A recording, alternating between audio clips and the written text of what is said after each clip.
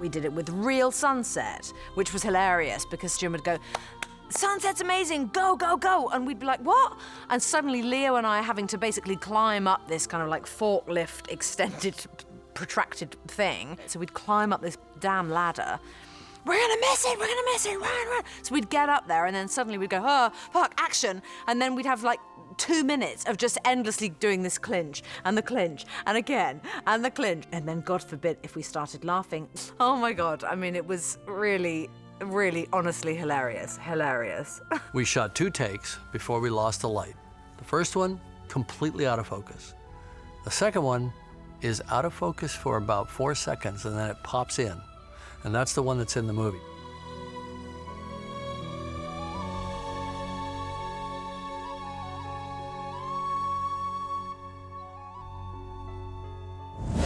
Once I started working with Leo, we were able to kind of find our own rhythm, and it's amazing to kind of look back and think about it all over again.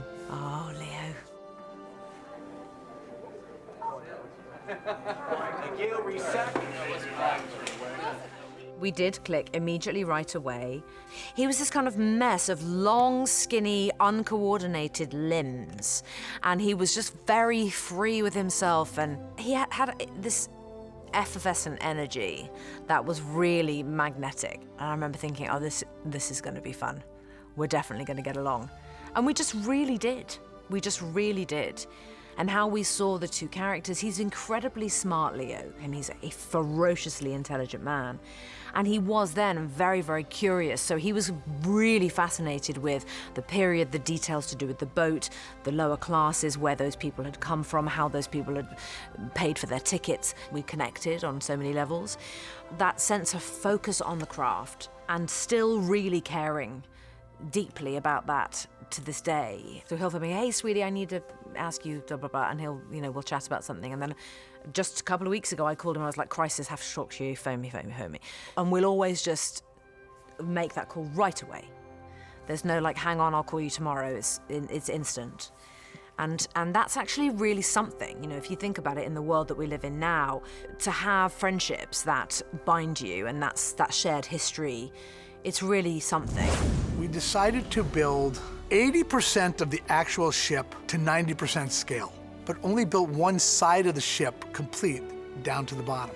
And that gave Jim enough deck space to shoot the daytime walk and talks, the evening sequences. You could literally walk right from the top deck all the way down to the stern of the ship.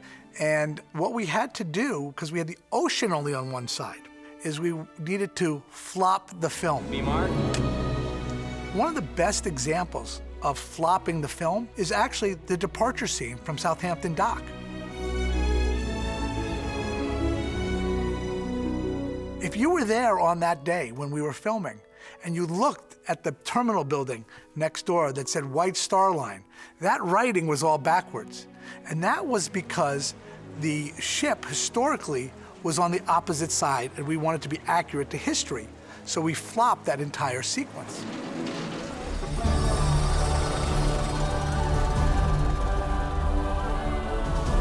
My favorite memories of making Titanic relate to sharing the making of it. When people would come down and they would hear we were making this movie, they had no idea. They would come over a hill from 2 miles away from the studio, and over the knoll, they would see Titanic there against the water backdrop. And to be in the car with someone when they experienced that, to walk them around our set, to take them to the wardrobe shop and show them all the costumes and the props, that was a big thrill. One of the scenes that we shot early on was Jack saving Rose at the stern of the ship.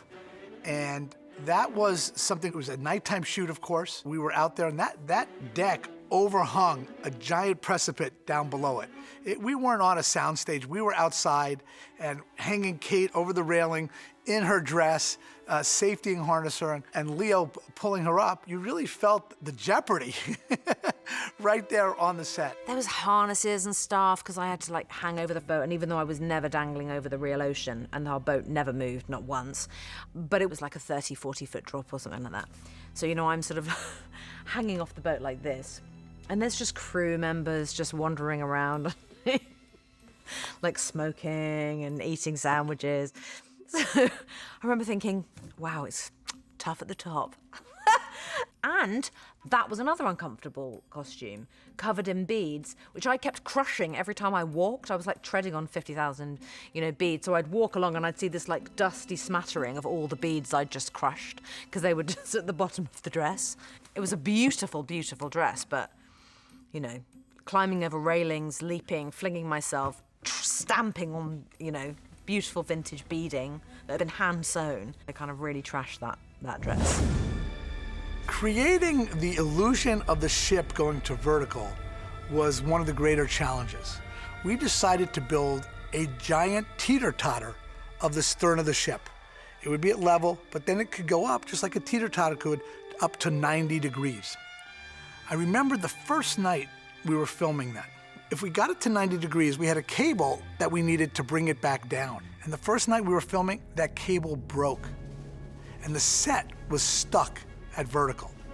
Now, as a producer, I thought it'd be really smart to have my wife and 8-year-old son on there to show to everybody I thought it was safe. And there they were stuck there for several hours.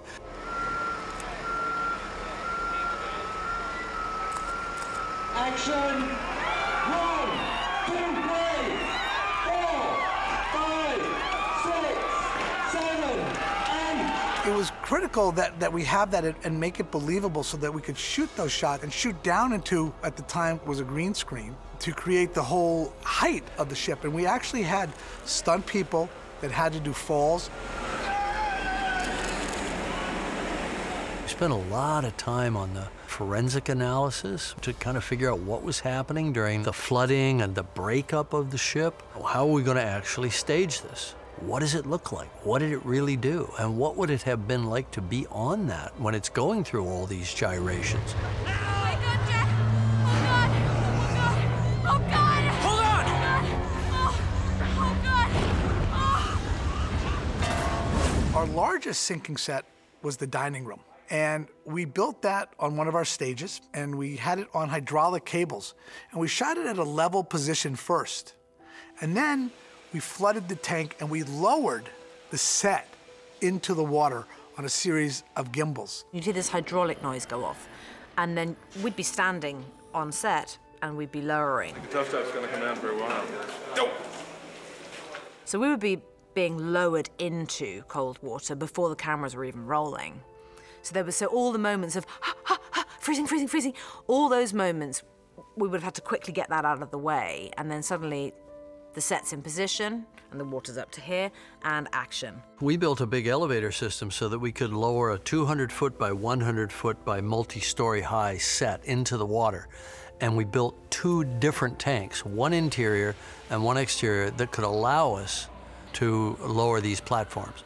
So on one set, on the interior stage set, we had the dining room, the full dining room, and at least several stories of the grand staircase. It was huge interior structure.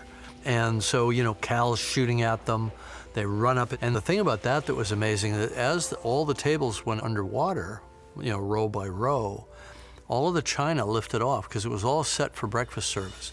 These bowls and cups floated, and they kind of tinkled together as the current swirled as the water came in, and it turned into this almost giant, ghostly wind chime kind of sound. It was very eerie, and it was just amazing to think, that's what really happened.